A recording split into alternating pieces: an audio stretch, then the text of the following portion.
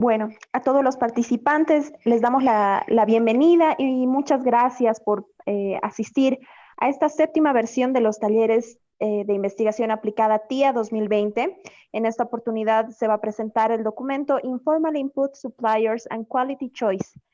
Este documento ha sido elaborado por el doctor Sergio Daga, vicerrector de la Universidad Privada de Santa Cruz de la Sierra, y el licenciado Pedro Mendi de la Universidad de Navarra. En esta oportunidad hemos invitado al doctor Sergio Daga para que nos presente este documento. Para dar las palabras de bienvenida, invitamos por favor al señor Miguel Vera, investigador asociado de la Fundación ARU. Adelante, por favor. Gracias, Viviana. Gracias, Fernanda, Lourdes, Sergio, amigos, amigas. Wilson Jiménez me ha pedido dar unas palabras de inicio a este TIA que, como alguna vez dijo Fernanda, le tenemos tanto cariño. Y para mí es una excusa perfecta para volver a estar acá. Hace mucho que no puedo estar presente. Pero quería recordar un poco sus orígenes y recuerdo a alguien que decía esto: los TIAs son para ir al hueso de la investigación, decían. Y en este puente que nos gustaría imaginar, pensar entre las investigaciones y las decisiones, creo que es una excusa también excelente para pensar en datos, en metodología y nada. Con este breve recuerdo, pues ansiosos de escuchar a Sergio y a Lourdes y bueno, saludarlas otra vez, un gusto nuevamente.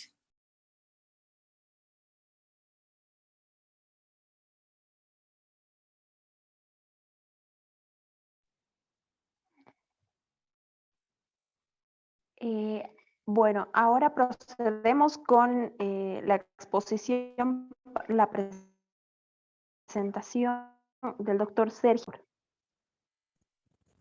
Muchísimas gracias. Agradecidísimo estoy por esta invitación recibida por la Fundación ARU y por el Instituto de Investigaciones Socioeconómicas de la Católica. Y sobre todo muy feliz de poder contar con la doctora Fernanda Vanderlei y la doctora Lourdes Espinosa.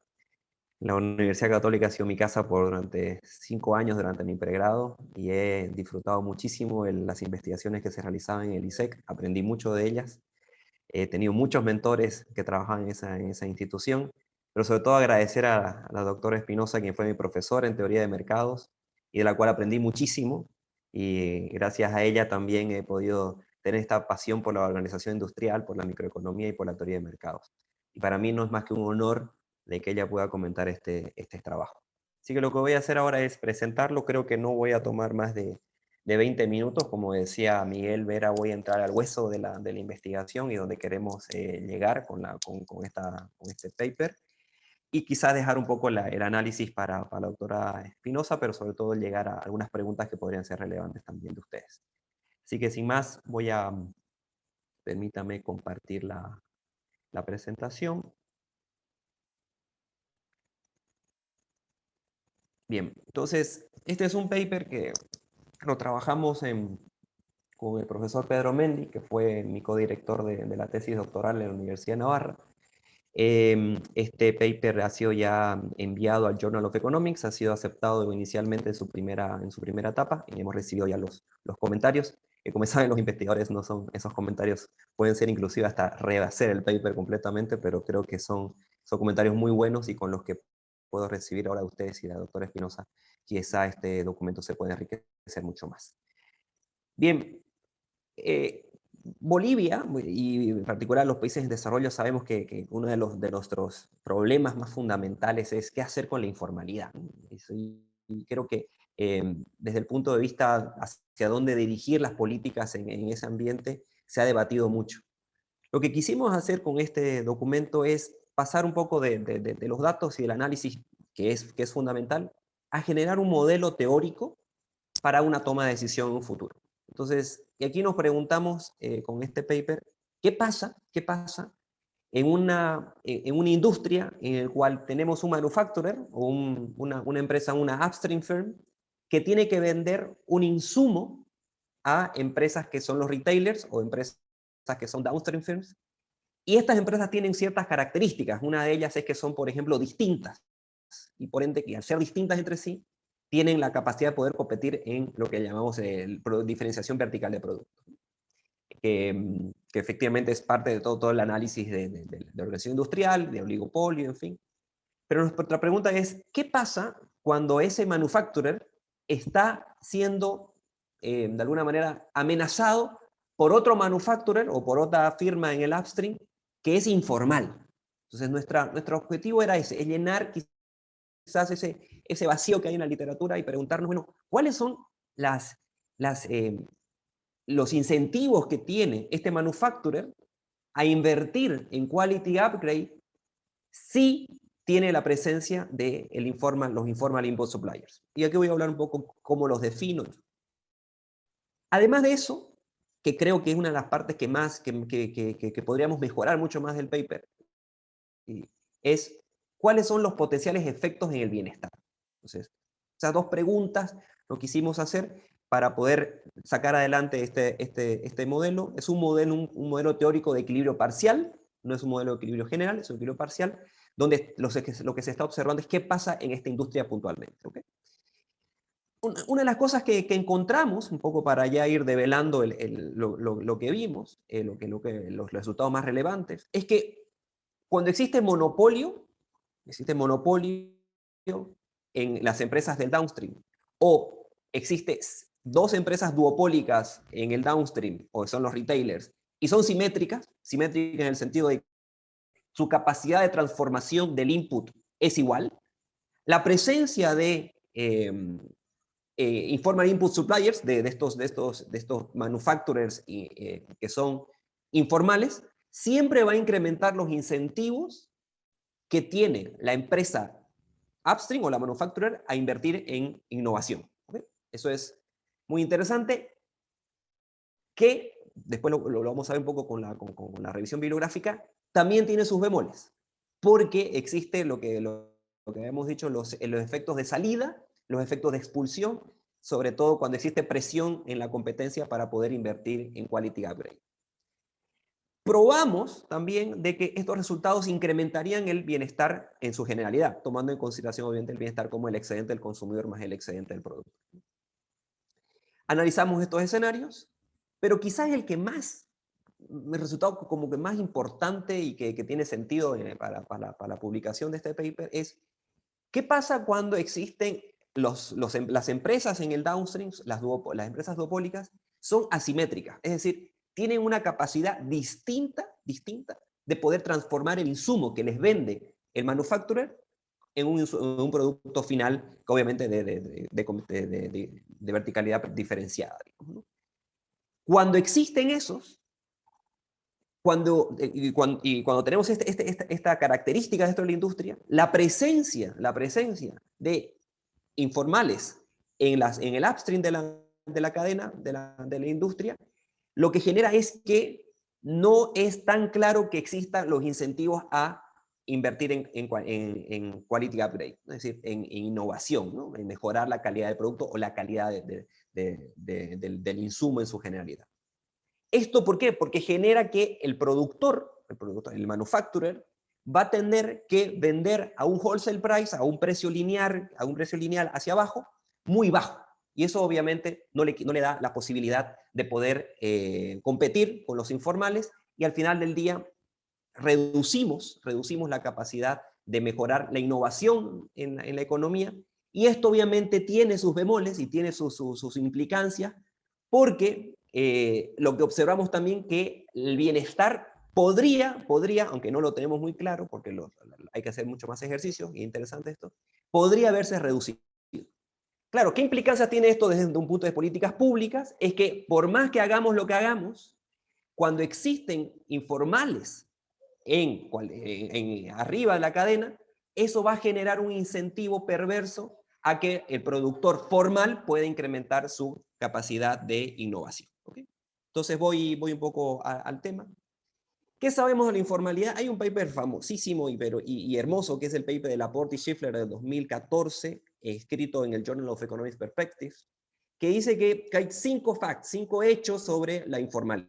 Uno es que, dependiendo del indicador, la economía informal en el mundo en desarrollo, alcanza entre un 30 y un 40% del total de la economía. Y en países pobres podría ser inclusive más.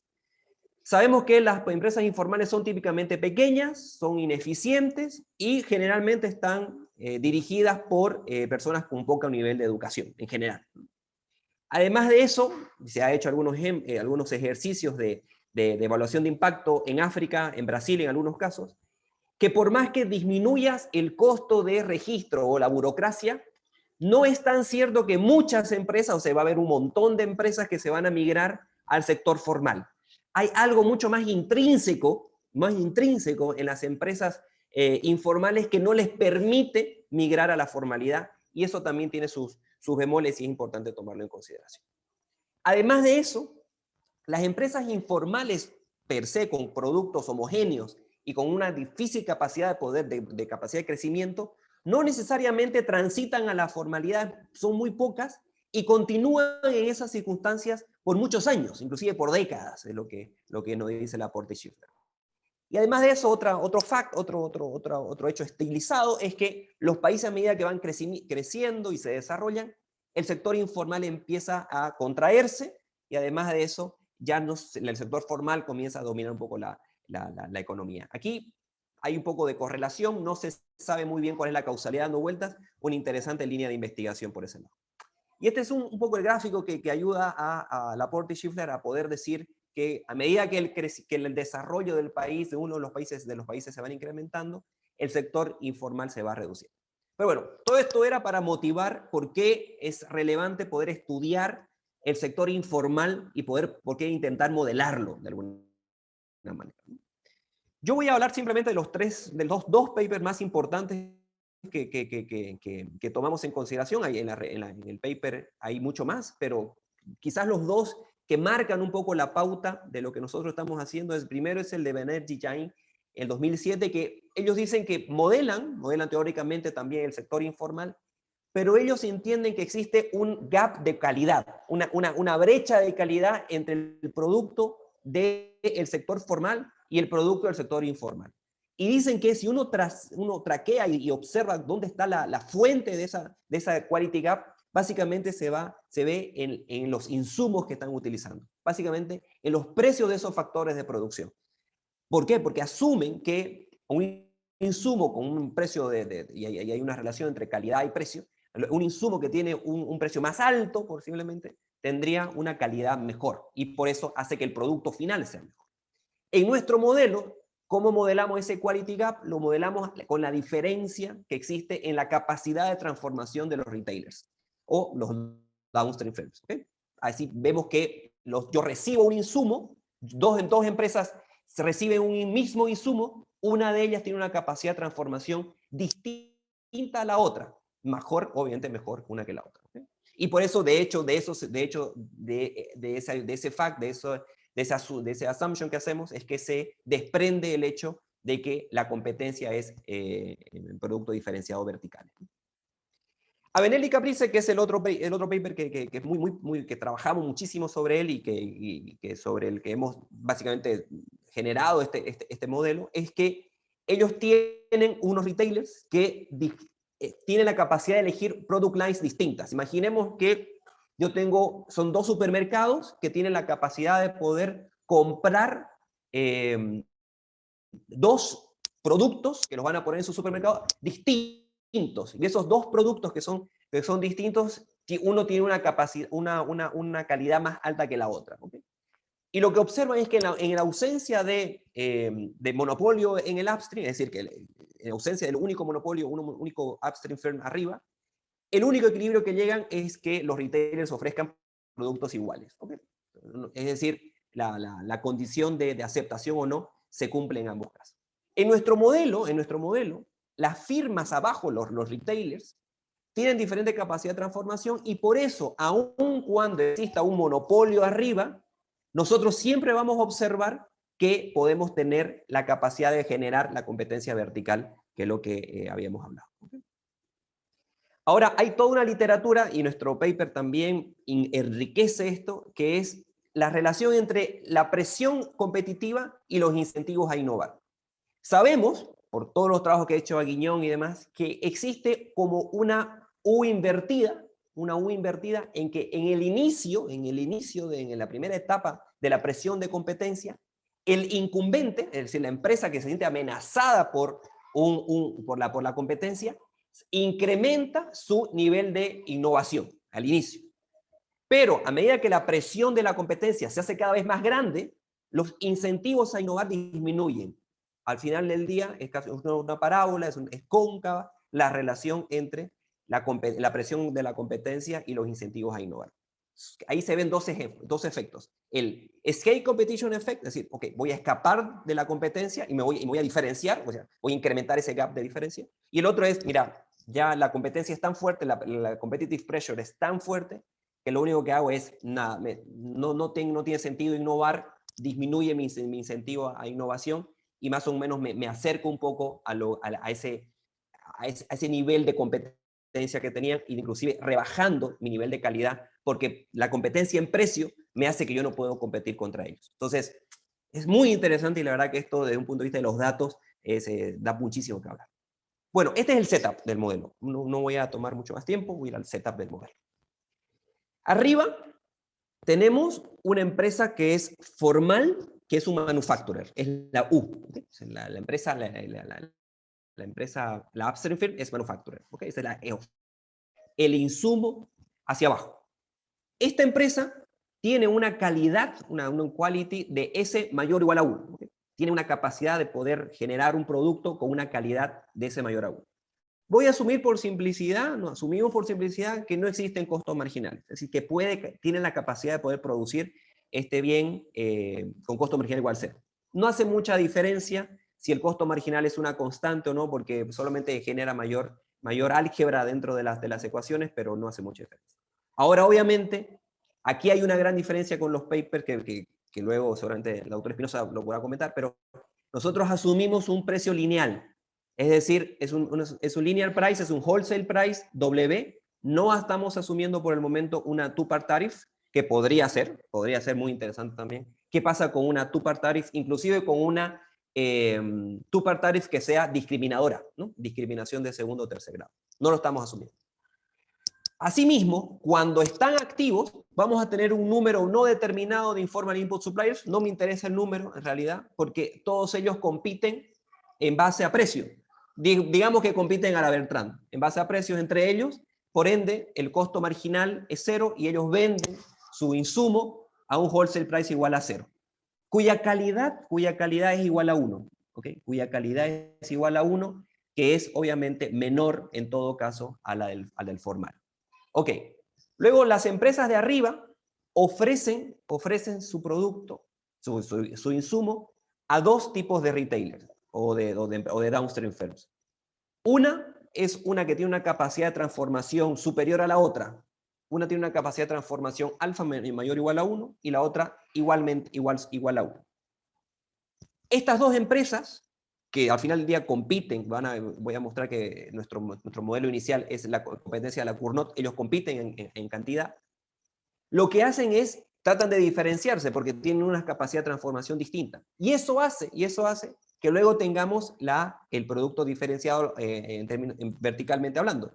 Porque tenemos consumidores abajo que están dispuestos a pagar por calidad.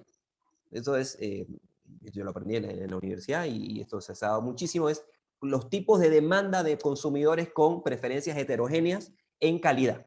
Entonces, yo puedo asumir que existe un teta, una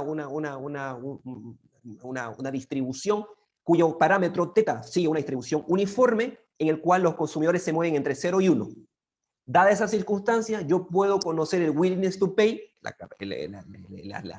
ganas de pagar que tienen los consumidores, que es PI SI 1 menos QI. Entonces, y siendo I cualquiera de las empresas de arriba. ¿Okay? Entonces, esto es un poco el estándar del modelo y esto es hacia donde luego se desprenden muchísimas de las cosas con y sin informal input supplier y con y sin monopolio arriba, monopolio en los distribuidores, en los downstream firms y duopolio en los downstream firms. ¿Okay? La demanda obviamente del consumidor es de estas características, aquellos que tienen willingness to pay baja tienen la demanda de abajo y aquellos que tienen willingness to pay alta tienen la capacidad de comprar un poco más, digamos, ¿no? A pagar un poco más por la calidad. Pero obviamente son distintos.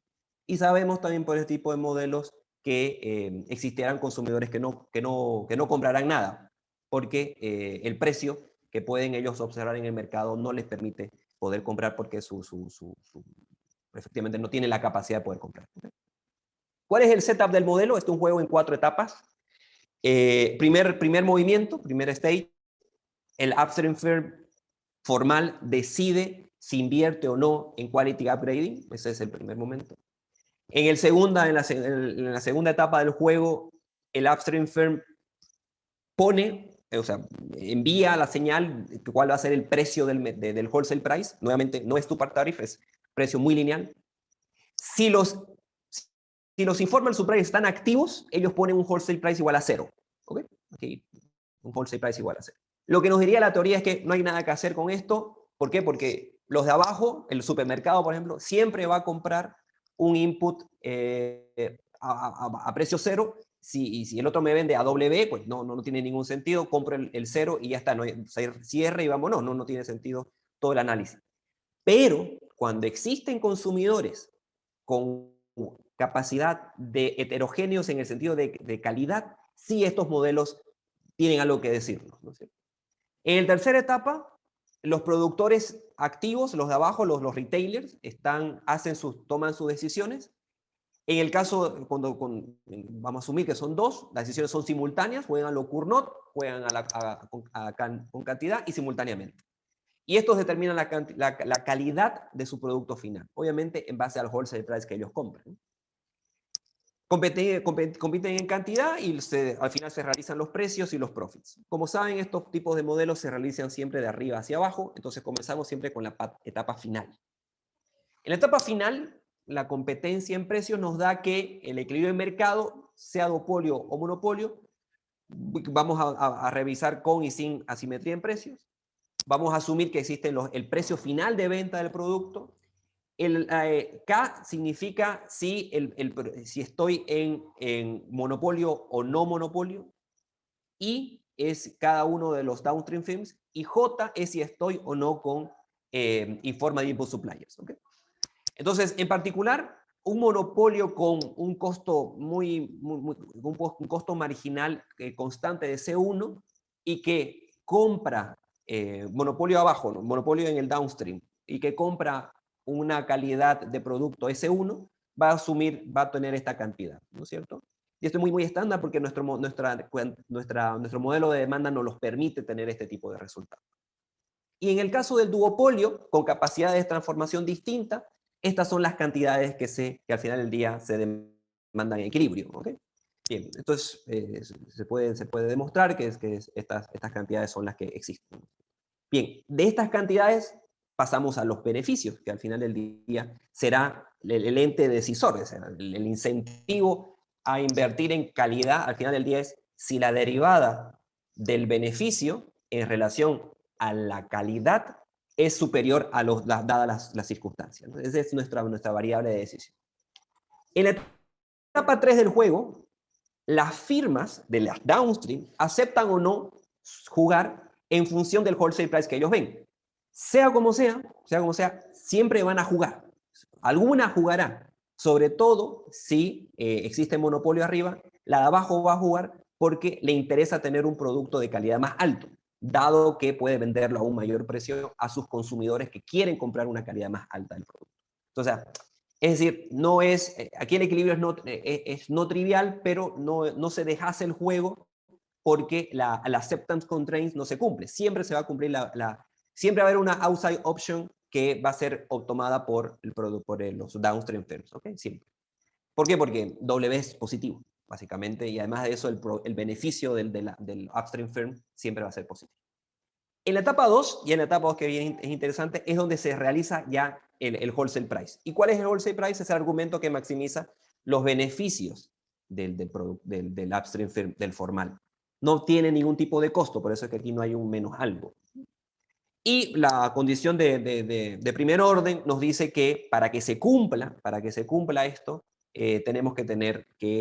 básicamente Ingreso marginal igual costo marginal, que es en todas circunstancias se da. En la etapa final, que es ya donde nos interesa llegar, que es la derivada de los beneficios, yo sé que la función a maximizar, el programa de maximización es todos los ingresos que recibe el upstream firm menos los costos. Y aquí viene algo. Los costos por hacer quality upgrading vienen por una función que es convexa. Muy típica, una función de costos convexa, en los cuales son los costos de invertir en upgrading. Dado eso, yo puedo conocer la condición de primer orden. Y esa condición de primer orden me dice cuál deberá ser al final del día el precio, el wholesale price, que ayude a que estos beneficios se sean máximos. Porque no se olviden que yo estoy compitiendo a la Cournot. Entonces, el precio va a ser muy importante a la hora de definir si los de abajo, los downstream de abajo me compran o no el producto. Bien, ya me gasté un poco de tiempo, así que voy un poco acelerando. ¿Qué pasa? Nuestro objetivo entonces es analizar los incentivos que tiene el upstream formal, el U, para invertir en aumento de su calidad del producto, en la presencia de ASEA de upstream, de manufacturers que son informales o no. Pensemos, por ejemplo, en agricultores informales que van al supermercado y le ofrecen, qué sé yo, maíz para vender al supermercado sin factura, sin nada, y ellos le venden a un precio igual costo marginal. Versus un agricultor que es formal, que paga impuestos, que tiene un producto empaquetado, mejor mostrado hacia el supermercado, que va al supermercado y le dice, mira, vendeme mi producto, pero yo no puedo cobrarte precio igual costo marginal porque efectivamente hay mucha calidad detrás. Esa es un poco la idea. Entonces, nuestro objetivo es ver qué pasa con esta derivada, que es la derivada del beneficio del upstream firm en relación a invertir en calidad. Bien. ¿Qué lo hacemos esto? Analizamos 3 casos. Cuando existe monopolio abajo, es en la mitad, el downstream, hay una sola empresa, un solo upstream, una sola empresa. Luego, symmetric downstream duopoly, los dos tienen la capacidad de transformación igual. Y el caso más relevante, que es el que me voy a enfocar en los próximos 5 minutos, es el duopolio con downstream asimétricos. Que estos dos, la literatura ya lo ha demostrado que sí, efectivamente, cuando existen una competitive French, que yo le he llamado informal, pero que es muy de baja calidad, pega al productor formal, efectivamente en un first stage lo que va a hacer el productor formal es diferenciarse para poder mejorar su capacidad, su margen y ganar. Eso es efectivo. Pero lo que la literatura nosotros lo que queremos demostrar es que cuando el downstream es asimétrico, abajo tiene capacidad de transformación distinta, los de arriba no es tan claro si van a tener que invertir o no en quality upgrade. Y casi un poco se asemeja a la realidad. Los retailers son distintos. No hay retailers que son tan simétricos. Entonces, solo me voy a enfocar en el primer caso y luego me voy al tercero. En el caso que los downstream, en que abajo hay un monopolio y yo tengo que comprarle a un solo manufacturer, la situación es trivial, me da el wholesale price es alfa sobre 8 y comparo con la situación con un informal input supplier, que es alfa partido 4 raíz de S. Cuando esto ocurre, obviamente cuando S es la capacidad de transformación del upstream es menor a 4. Lo que observamos esto es que cuando existe solamente una firma abajo y tenemos un manufacturer arriba, y luego ese se encuentra presionado por informal input supplier, lo que tenemos es que siempre van a haber incentivos a poder invertir en quality upgrading con la presencia de informal input suppliers, porque la condición de aceptación relaja las acceptance constraints, lo relaja y aparte incrementa el margen para el productor arriba, para el manufacturer. ¿Okay? Entonces eso genera también que la situación tanto abajo, el monopolio abajo, monopolio arriba, y cuando que lo están presionando los informes de supplier, es el mismo resultado que si existiese duopolio simétrico, es el mismo resultado. Lo cual es un poco intuitivo desde un punto de vista del competitive fringe y el efecto presión de la competencia, lo que habíamos visto anteriormente. pero bueno, relevante poder obtener los resultados desde un punto de vista numérico. Ahora, lo que sí es relevante es qué pasa cuando tenemos un duopolio abajo, o sea, dos empresas que son asimétricas. Para que sean asimétricas, lo que vamos a asumir es que su capacidad de transformación son distintas. Uno de ellos, el D2, por ejemplo, tiene la capacidad de transformación igual a 1, y el D1 tiene otra capacidad de transformación mayor a 1. Efectivamente, ese alfa mayor a 1. Debemos y tener, para poder afirmar que los incentivos a invertir en calidad con y sin informal input suppliers, uno de ellos tiene que ser mayor a otro. Y para eso, lo que se hace, y la literatura nos dice que hay que hacer, es buscar algunos resultados, algunos ejemplos numéricos, lo que se llama así, ejercicios numéricos, que nos ayuden a poder encontrar cuál sería la situación más relevante. Voy a asumir que alfa es 1.4 y que ese es 1.7. Siempre todos superiores a 1. En ausencia arriba de informal input suppliers, lo que sé es que el wholesale price es 97.1. Ambos, D1 y D2, compran de el formal input supplier. ¿Okay? Ambos, porque obviamente no existen los informal. El máximo duopoly profit excede al máximo monopoly profit. ¿Okay? Entonces, the upstream firm va a escoger óptimamente el wholesale price W sin informal input suppliers, y tanto D1 y D2 le van a comprar al manufacturer. ¿No? Eso es obvio. Pero ¿qué pasa cuando existen informal input suppliers arriba y yo soy asimétrico abajo? U, que es la empresa formal arriba, estará forzada a poner un W más bajo. ¿Por qué? Porque se ve presionada por los informales. Eso va a hacer que solamente D1, que es la que quiere vender el producto a mayor calidad, le comprará, mientras que la otra, D2, le va a comprar al informal input supplier. Eso obviamente genera una situación en la que no es tan claro que dada la presencia de informal input suppliers, ahora no está tan claro que uno puede invertir siempre en calidad. Cuando existe asimetría hacia abajo, lo que nos demuestra este ejercicio numérico es que no, los incentivos que tienen los productores formales a invertir en calidad son menores que sin la existencia de ellos. ¿Okay? Y aquí básicamente lo que nos muestra la línea azul, es, son los profits del duopolio, y las líneas rojas son los profits del monopolio. Entonces aquí, efectivamente, a medida que el wholesale price se hace cada vez más pequeño, nosotros tenemos un profit que es mucho más grande, digamos, ¿no? Dense cuenta cómo está acá. Y obviamente eso va a implicar para el manufacturer que es formal, que no va a poder cobrar el wholesale price que quisiera, que maximice sus beneficios. Y esto es mucho más claro. Esto es ya cuando el wholesale price está en presencia del informal input supplier, ya no tiene ningún sentido poder cobrar un wholesale price como antes se tenía en este caso, porque no me van a comprar D2. D2 no me va a comprar a ese wholesale price, porque efectivamente está la competencia, la presión de la competencia de los informal input suppliers. ¿Okay?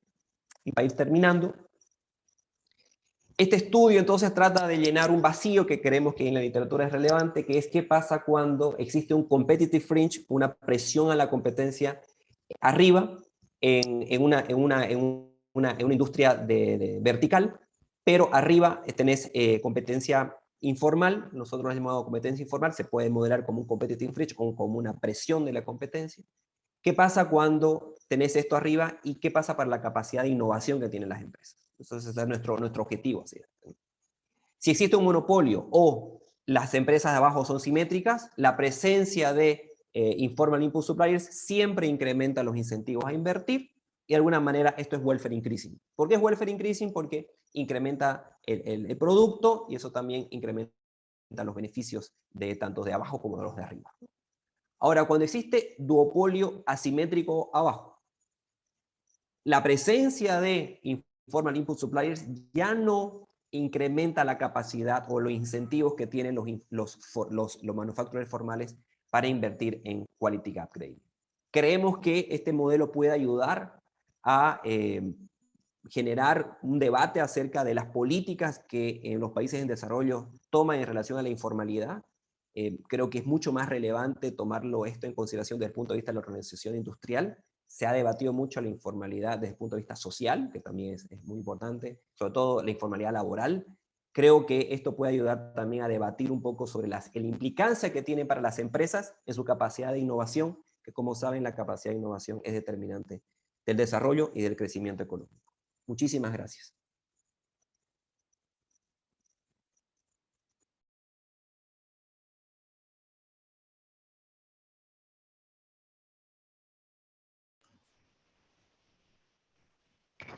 Buenas noches, muchas gracias, Sergio, por la presentación. Ahora, por favor, invitamos a la doctora Lourdes Espinosa, decana de la Facultad de Ciencias Empresariales de la Universidad Católica San Pablo, para que pueda expresarnos los comentarios a la exposición. Adelante, por favor, doctora. Muchas gracias. Voy a poner mi presentación, si me permiten un ratito.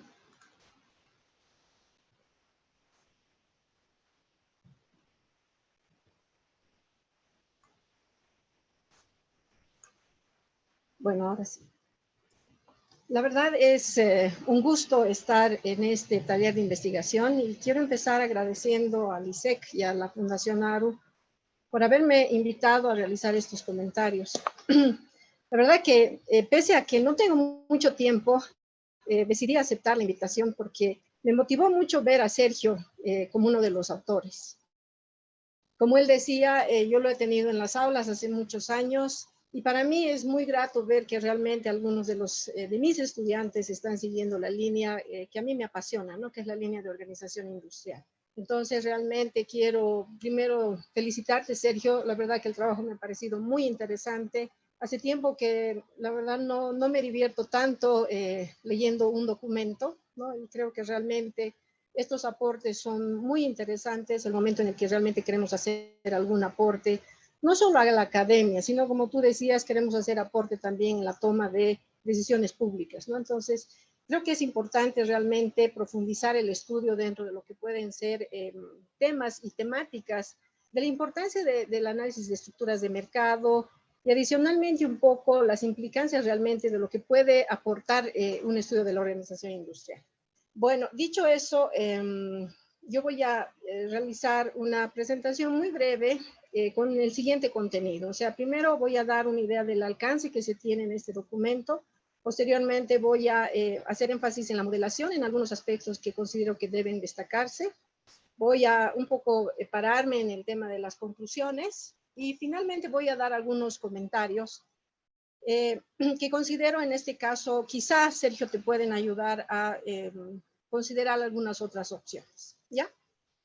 Bueno, en el tema de la estructura que yo voy a presentar y fundamentalmente en cuanto a lo que hace al alcance, la verdad que me ha interesado mucho la forma en la que estás introduciendo la economía informal. Tú lo modelas a través de una aproximación de French competitivo, donde claramente, como tú explicabas, estás mostrando la presencia de una empresa dominante que enfrenta a varias competidoras, ¿no? Que en este caso serían las del sector informal.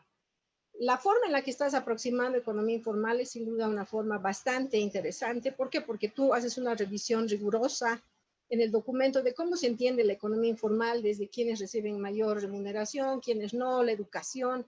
Entonces, aproximar la economía informal a través de un French competitivo y en realidad de una estructura de mercado, ¿no es cierto? Me parece realmente bastante destacable en el documento.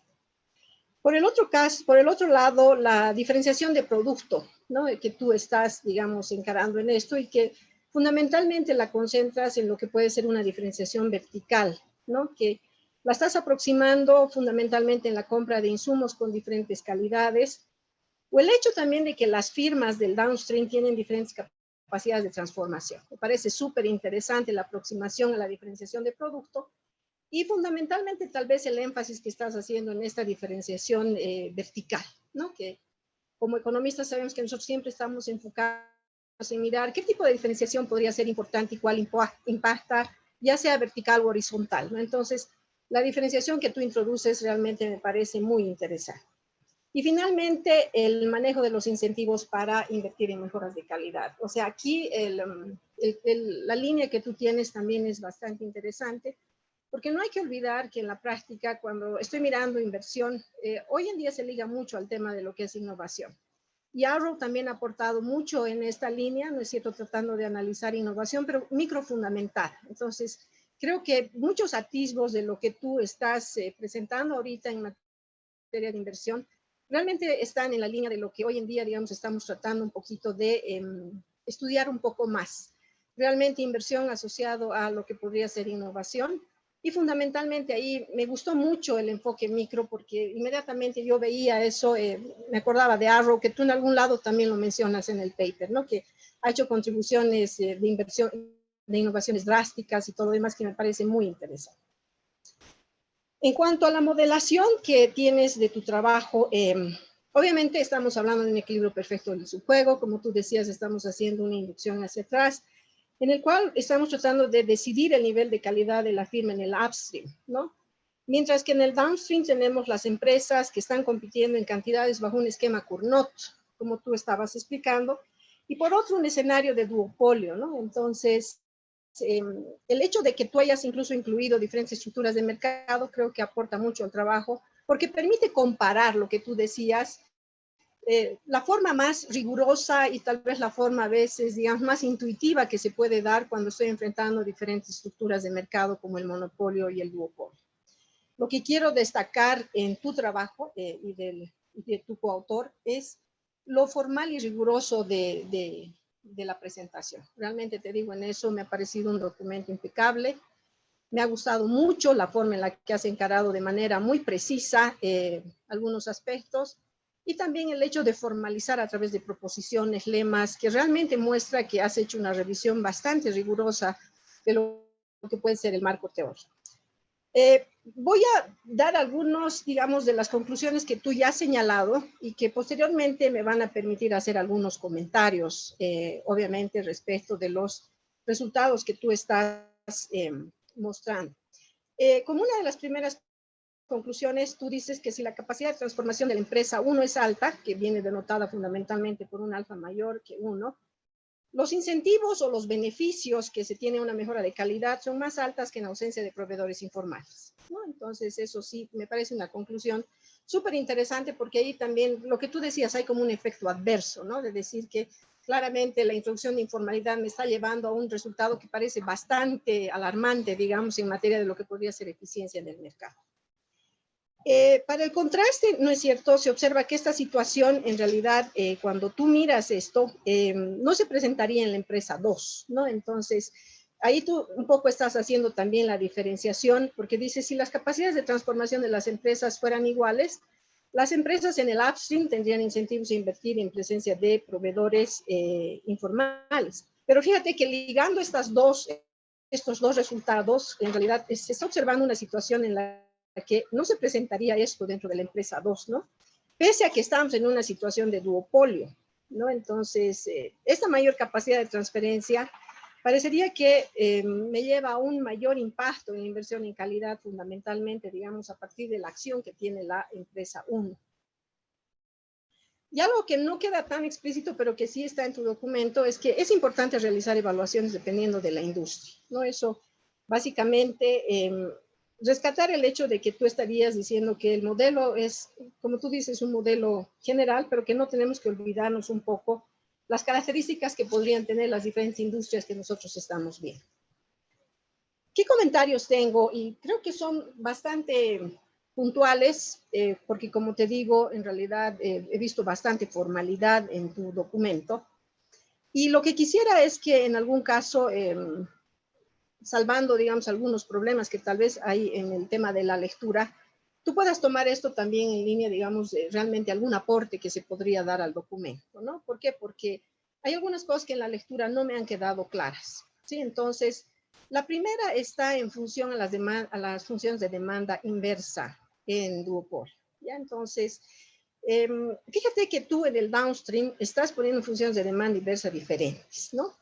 Y considero que algo que debería motivarse es por qué son diferentes. O sea, tú has dado algunos criterios, ¿no? Y dices, bueno, aquí vamos a asumir esta diferencia, pero un poquito aquí habría que ver el microfundamento, ¿no? ¿Por qué? Porque en duopolio, en realidad, incluso cuando tú tienes un principio de diferenciación de producto, Lo que una empresa estaría perdiendo, digamos, la empresa 1, debería ir a la 2, ¿no? Entonces, no debemos olvidar que el microfundamento del tratamiento en duopolio es que se tienen diferentes funciones de demanda, pero estas se las va agregando, ¿no? Entonces, eso en una línea, digamos, de microeconomía, lo que te estaría diciendo es que el clareo de mercado está garantizado y fundamentado. Entonces, con diferentes funciones de demanda, ¿no? Y esta es una observación que tal vez ahí tú ya tienes la respuesta, Sergio. Básicamente me da la impresión de que no me estoy enfrentando a un duopolio, porque si realmente hay tanta diferencia, hay una diferenciación de pago, incluso como tú has dicho, los que tienen mayor disponibilidad pagan más, los que tienen menor disponibilidad pagan menos, me daría la impresión de que yo estoy en mercados más separados. Y si eso es así, bueno, ahí va un poco la motivación que te daría, ¿no? Y lo que me sugeriría a mí esta situación es que estoy más bien frente a una competencia monopolística y no a un duopolio, ¿no? Pero esto fundamentalmente partiendo del hecho de la microfundamentación, de dónde sale una demanda inversa en duopolio. Entonces, creo que ahí habría un poquito que revisar realmente cómo has encarado el tema de la demanda. O sea, ahí me quedan realmente muchas dudas de cómo estás motivando que pueda existir funciones de demanda inversa para que haya esa conducta. No creo que ese es un poquito el criterio que yo revisaría. Entonces, ahí pienso que es un tema de motivación y como tu trabajo es tan riguroso, Sergio, creo que ahí podrías hacer una revisión realmente, pero del microfundamento a partir del cual tú estás hablando de un duopolio, ¿no? Y para que el duopolio realmente, al final del día, del equilibrio que estés hablando, en este caso tú los haces competir en cantidades, hayas un equilibrio Cournot, obviamente tenga la característica que exige en realidad el equilibrio Cournot, ¿ya? Hay una partecita interesante que tú decías y que también se me antojaba cuando leía tu paper, que decías que obviamente el tema de equilibrios en precios está fuera, porque podría ser incluso objeto de algún otro paper. Y es verdad, porque cuando estás mirando esto, no te olvides que muchas veces en modelos de integración vertical tú también vas resolviendo sobre el tema del precio.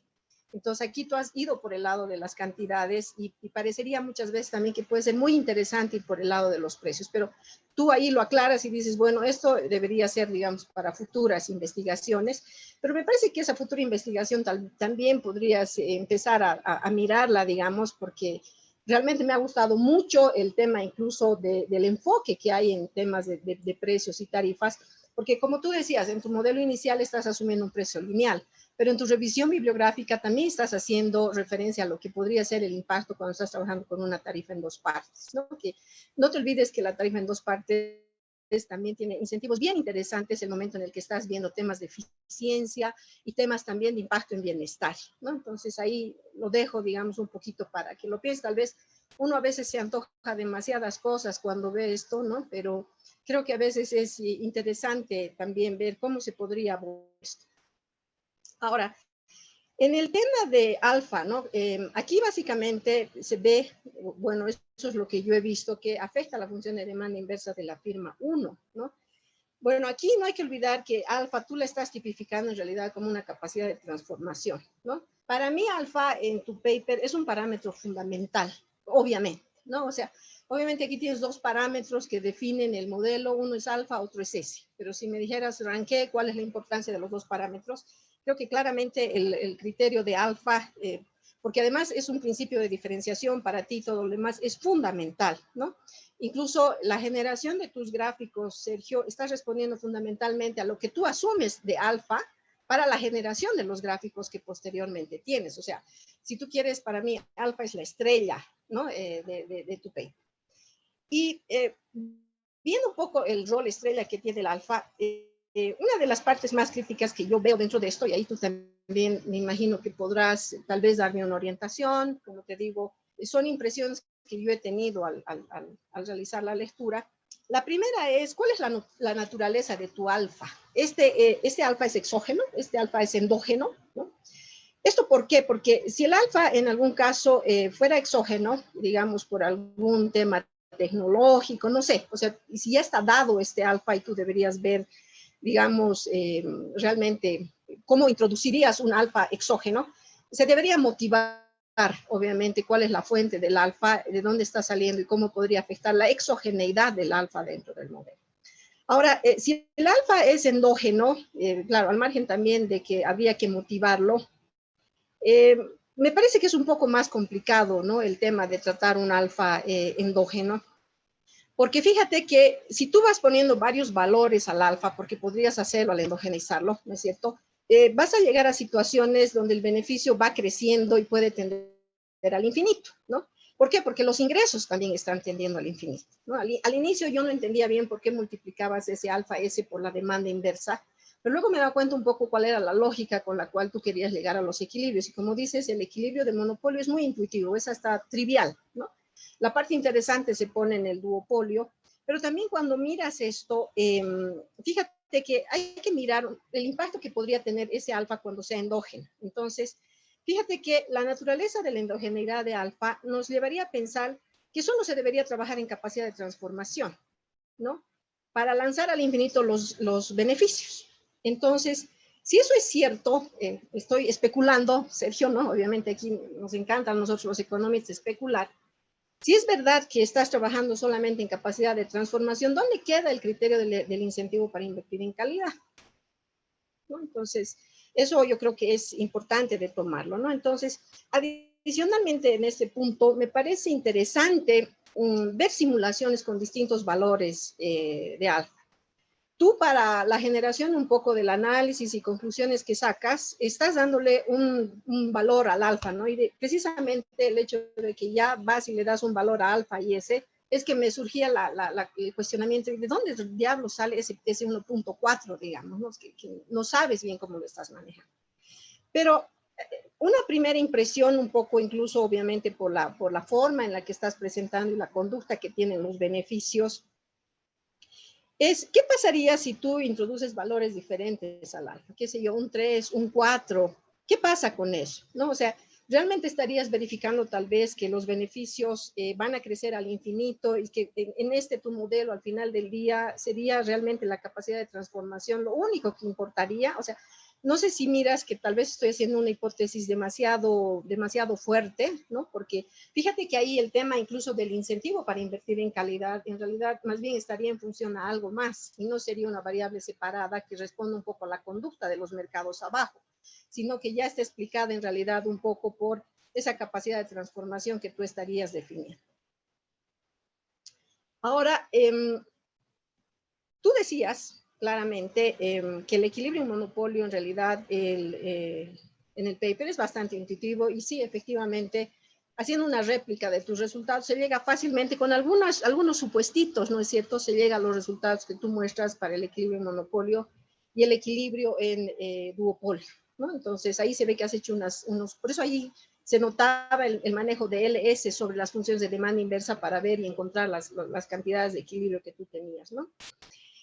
Sin embargo, ahí lo importante para mí es el hecho de ver lo que tú decías, el duopolio asimétrico, ¿no? Y ahí surge un poco la pregunta y el comentario que tengo escrito que dice, ¿qué motiva el hecho de que solo una firma tiene capacidad de transformación y la otra no? ¿No? ¿Por qué? Porque en realidad creo que es importante dar un sustento en este punto, porque si bien el supuesto es válido, Sergio, para mí la verdad que me resulta un poco forzado el criterio de decir, bueno, solo una va a tener una capacidad de transformación y la otra no la tiene. La pregunta ahí es, ¿qué motiva la asimetría en este caso del duopolio? ¿No? ¿Qué es lo que realmente me está diciendo el hecho de por qué es, en este caso, solamente atribuir una cierta capacidad de transformación a una de las firmas y no a la otra? O sea, ¿qué es lo que diferencia a estas empresas para que realmente esto esté sucediendo dentro del mercado, ¿no? Entonces, yo creo que eso sería bien importante. Y fíjate que nuevamente este tema de capacidad de transformación que solamente tiene una firma y no tiene la otra, nuevamente nos lleva al cuestionamiento del alfa, ¿no? O sea, realmente, ¿cómo estoy manejando el alfa? Es tan simple decir, bueno, puedo establecer estos valores, realmente sale de algún lugar, ¿no? Y fíjate que ahí, si tú bien estás trabajando con una formalización en temas de 2 niveles de calidad inicialmente, y ahí reconozco que yo podría tener algún problema de lectura, Sergio, porque no lo he visto tan claro, ¿no es cierto? La pregunta es, ¿cómo pasas luego a tener un nivel de calidad 1? En el caso del monopolio lo descartamos porque es trivial, ¿no? O sea, ahí obviamente no puedo tener más porque hablamos de un operador. Pero la verdad que en el tema del duopolio no me ha parecido tan evidente, ¿no? Porque si tú bien haces luego una construcción, resuelves cantidades, precios, beneficios, ¿no? Vas viendo todo, la construcción en realidad de lo que podría ser, como tú decías, un modelo en un equilibrio parcial. Lo que no me resulta tan evidente es realmente cómo luego llegas tal vez a trabajar en el caso del duopolio con un solo nivel de calidad. Quizá ahí tú me puedes dar alguna aclaración. Yo no lo he visto tan claro en el paper, ¿no? Entonces, como te digo, reconozco que tal vez ahí he tenido yo un problema de lectura, pero la verdad que no he podido identificar con claridad este aspecto. Y algo que tú ya lo has mencionado y creo que es bastante evidente, porque mira, yo veo que en la práctica, en la parte inicial del paper, tú haces una promesa, ¿no? Tú haces una promesa de también mostrar algunos efectos en el bienestar, y es más, dices, el bienestar lo estoy entendiendo como en la concepción típica de organización industrial, es la sumatoria de los excedentes del consumidor y del productor, ¿no? Entonces, en la lectura, por ejemplo, que yo he hecho, yo no veo esto de forma, digamos, realmente formal, ¿no? Entonces, ahí por eso un poco el comentario era, ¿cómo capturas el efecto del bienestar en un modelo de manera formal, ¿no? O sea, ¿en qué variable la estás mirando? Tú mismo has dicho, bueno, yo estoy trabajando con la visión tradicional, excedente consumidor del productor. Se ve ahí un excedente, es verdad, aproximado incluso como un criterio de excedente marshalliano, lo que tú quieras, pero ya en la modelación formal final, la verdad que no lo he visto, ¿no? Entonces ahí que pienso que si bien estás concluyendo sobre bienestar, porque das conclusiones sobre bienestar, ¿no? Creo que la rigurosidad con la que estás trabajando el tema de bienestar respecto de todos los otros elementos con los cuales tú has trabajado, en realidad no lo veo claro, ¿no? Entonces hay como que hubieran elementos más ocultos dentro del tratamiento de bienestar.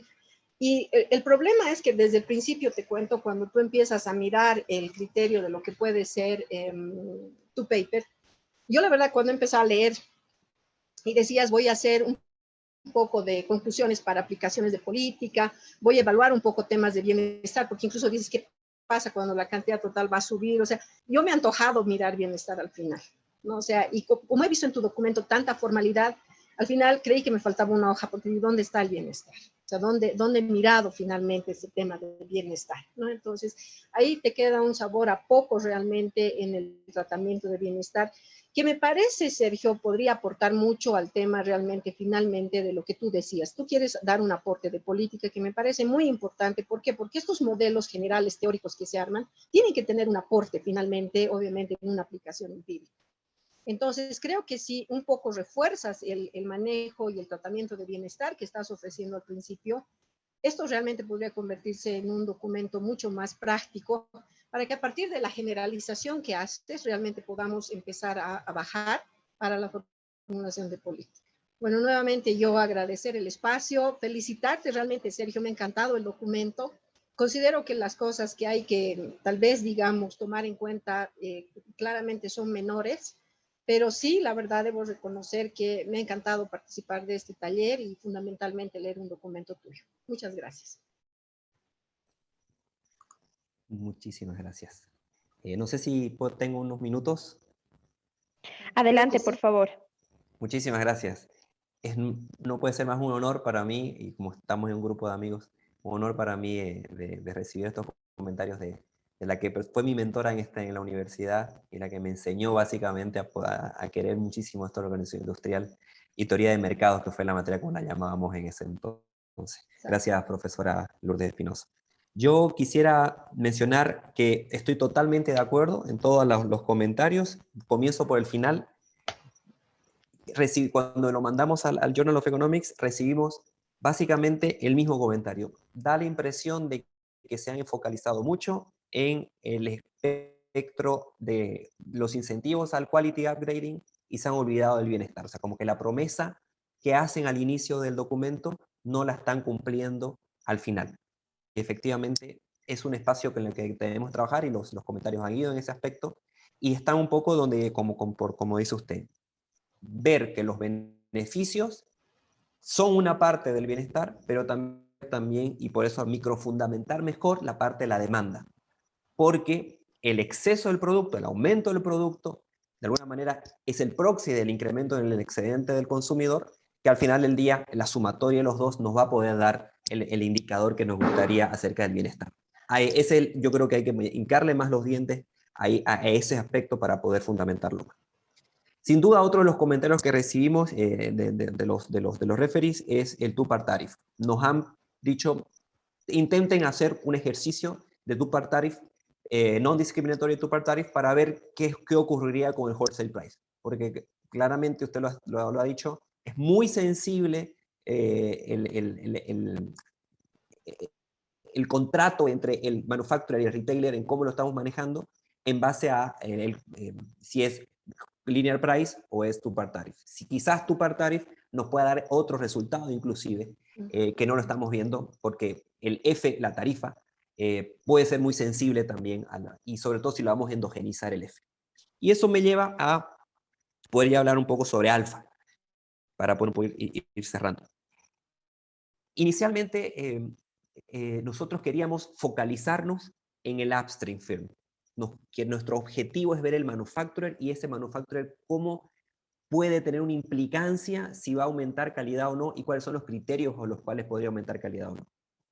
Eso nos llevó a relegar un poco a decir, bueno, como sabe usted, no puedes abarcar todo, entonces decimos, bueno, asumamos que el alfa está exógeno y está dado y que existe en la estructura de esta industria per se, dado, por eso es escribió parcial, dado que existen retailers con diferentes calidades. O sea, nacen, no se endogenizan, están dados de que son retailers, downstream firms, que tienen la capacidad de transformar el insumo de manera distinta.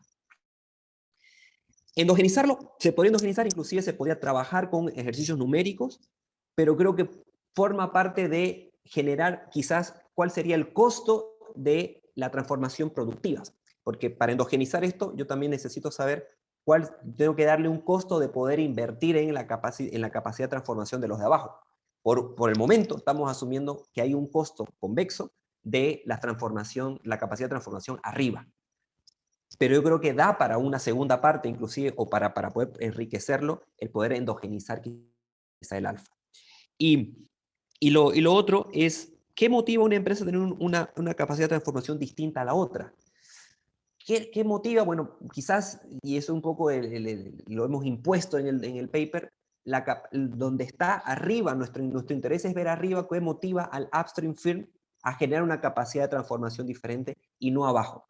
Abajo estoy asumiendo que ambos nacen con una capacidad de transformación, y es por eso, y bueno, y esto lo vimos, y de hecho hace unos años cuando fui solo uno, por eso es que los de abajo, las demandas de abajo, asumimos que existen consumidores que tienen un deseo distinto a la calidad, y es por eso que eso genera la diferenciación vertical. Dado que yo quería tener consumidores con diferenciación vertical, es que estoy asumiendo que la capacidad de transformación de los del medios es distinta. Podríamos jugar a la hoteling también, y ahí ya sería muy interesante poder trabajarlo. Y otro aspecto de mejorar es, quizás podemos jugar a la Bertrand abajo. Jugar a la Bertrand abajo va a implicar que, claro, el wholesale price, porque ese wholesale price al final termina siendo determinante en función de ese, no en función tanto de alfa, porque alfa lo tomo como dado, va a estar ahí, ¿no? Entonces, yo creo que eso un poco voy cerrando, y discúlpenme si me he excedido mucho. No, en absoluto.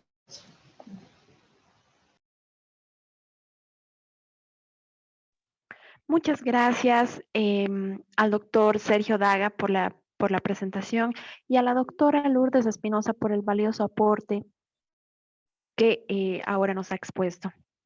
Bueno, sin más, abrimos el espacio de debate abierto para que todos los participantes que tengan algún comentario o alguna consulta sobre la exposición puedan realizarlo en este espacio levantando la mano o escribiendo al chat, por favor, si es que alguien lo desea hacer. Esperamos unos